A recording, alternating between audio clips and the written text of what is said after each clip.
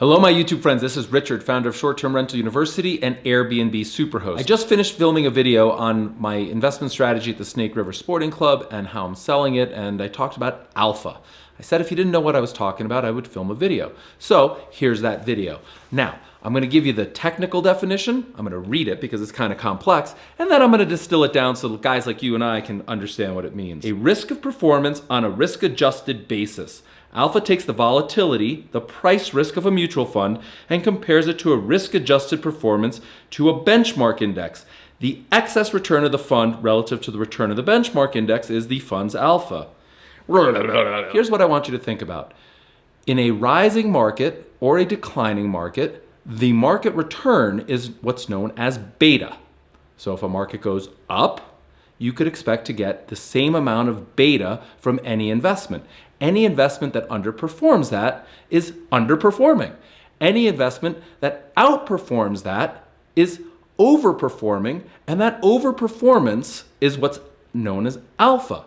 So when you are investing, you are always looking to get alpha above and beyond the beta. However, some of the best trades anyone can ever make is being long beta at the right time in the cycle. In fact, asset allocation, being in the right asset class at the start of that beta move, is hugely successful and really easy. Have you ever heard of the statement about in a bull market, everybody's a winner or everyone's a genius, whatever it is? But it's true. How many people do you know when stocks are rallying or when the single family home market's rallying and they're doing really well, they think they're a genius?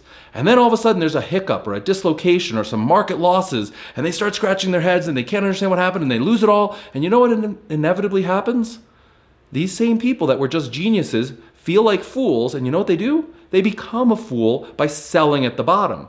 What you want to do if you want to generate alpha is be buying that bottom, not selling the bottom. So the best traders in the world, the best investors in the world, the Warren Buffetts of the world, what they do is they make asset allocation decisions and they exit beta rides at the right time, go to cash, stay nice and liquid, and then when there is that dislocation and that rollover, they go fully in and they invest at the bottom, and then they get not only the beta bounce back, but tons of alpha too. And they outperform the market, and that's what the best people do. So the reason I mention all of this is one of my whys, and one of the reasons I'm really reinvested and reinvigorated for the STRU channel is to bring everyone along on a much healthier approach to investing and diversification and like the whole person, treat the whole person.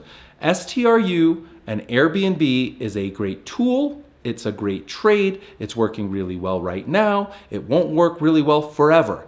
So in advance of when the beta ride ends, we're going to start talking about things that you can do as an investor and diversification and asset allocation and start introducing concepts that you might learn in business school. And I'm going to try my very best to distill it down so that it's common sense for everyone. So just to review, when the market goes in one direction, up or down, and you're riding that train and it feels good if it's going up, that's beta. You're not a genius. You're not any better than anyone else. The market's rallying. All you have to do is go long.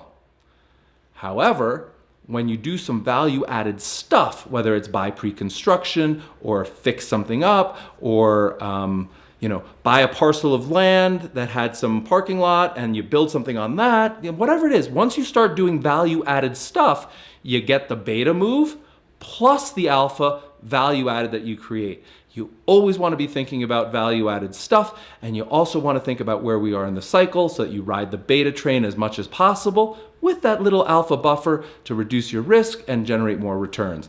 And then the next layer of complexity is you want to do so in as least risky fashion as possible and defer taxes or pay no taxes or roll those taxes forward for however long you can.